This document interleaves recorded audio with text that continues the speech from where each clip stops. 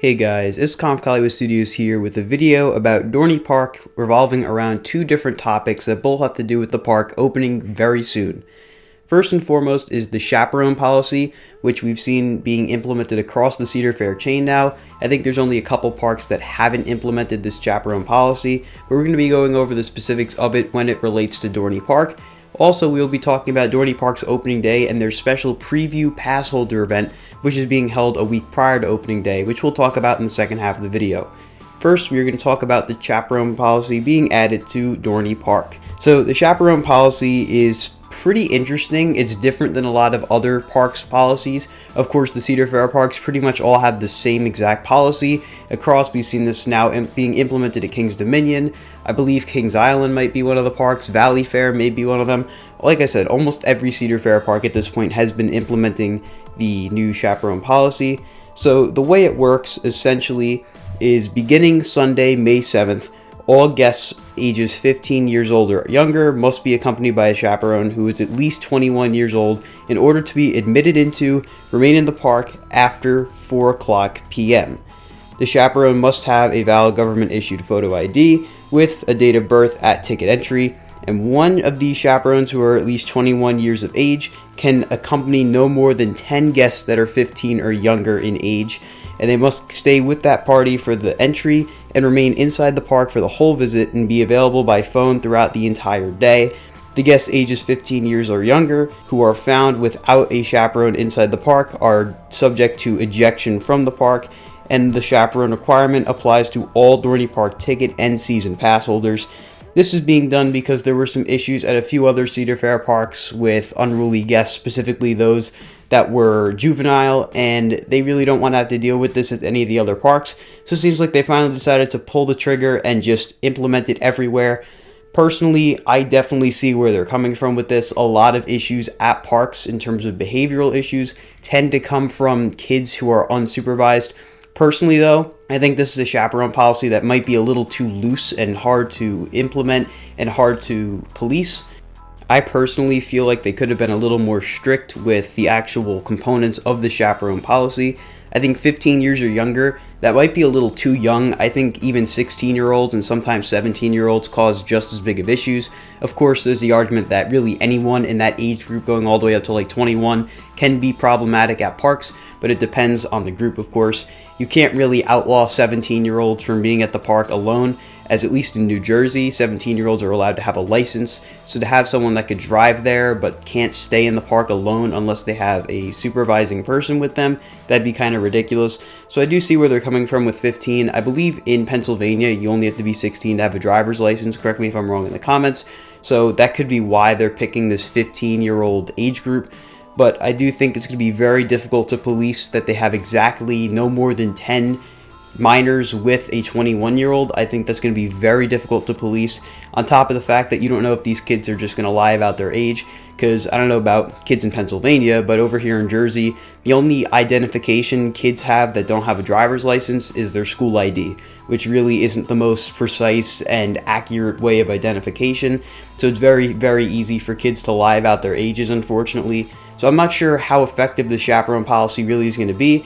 I know from my experiences at Dorney Park, there's very rarely issues with problematic guests, especially of that age group. So I'm sure Dorney Park will not have an issue. I'm sure it will be very difficult from the security standpoint to implement and police this policy, but I guess we'll have to see how it plays out as time goes on. I know they're still trying it out at King's Dominion and other parks that just implemented it, so I guess we'll find out how it's going from those parks and see if any changes are made chain-wide. But I do think this policy is definitely needed at all the parks. I wouldn't be surprised if we see it come to other chains like Six Flags parks, but that's a video for another day. I do think it's definitely necessary because behavioral issues have just continued to snowball out of control, and if something wasn't going to be done about it, it was just going to get worse. So I'm very glad to see Cedar Fair and Dorney Park specifically taking a step in the right direction by implementing this policy, and I do think it is a good policy. I just think it could be a little stricter and a little more easy to maintain, because I see this policy being one that's very difficult to maintain and police just because there's so many different layers to it. You almost have to have a security guard assigned to every single party with kids under 15 years of age, which is very difficult to deal with. Now, I do think it's interesting that this only applies at the park after 4 o'clock. I guess they consider after 4 o'clock to be the time when guests start to get rowdy or difficult to deal with. So definitely an interesting choice there, and that kind of segues well into our next topic for the video, which is Dorney Park's Season Pass Holder Preview event.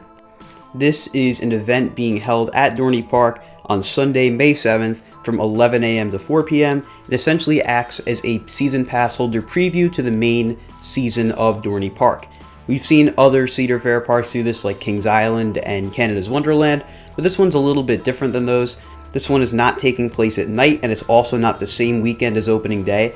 What's really interesting about this one is it's actually the week prior to opening day.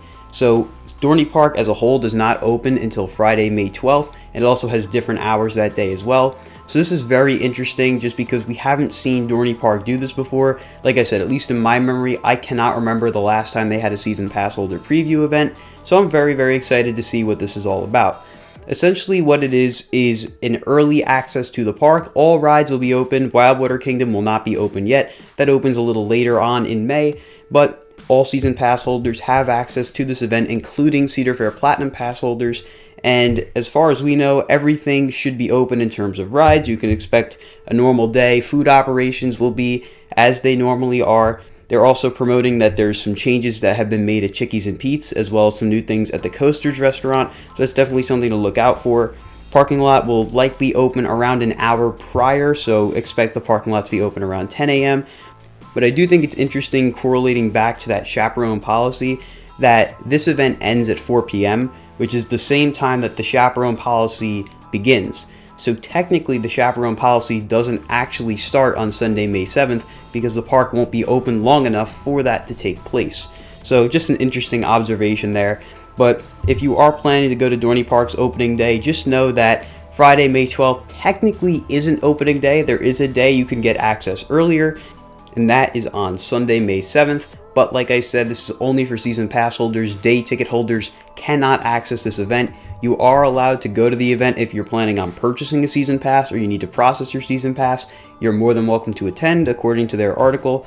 But I'm very excited to see what Dorney Park has to offer for the 2023 season. And of course, we're going to be watching construction on Project 2024, which the park has not released many details on yet, but we do know that it is approved by the township. For those of you unaware, there is currently a new roller coaster in the process of being planned and built to replace Stinger, which was right next to Possessed. So we're going to keep an eye on that. They're planning to have it open for 2024. Again, the park has not released any official details on the ride yet, but I'm going to make sure that we get some construction updates from the park so we can let you guys know what's going on with that project.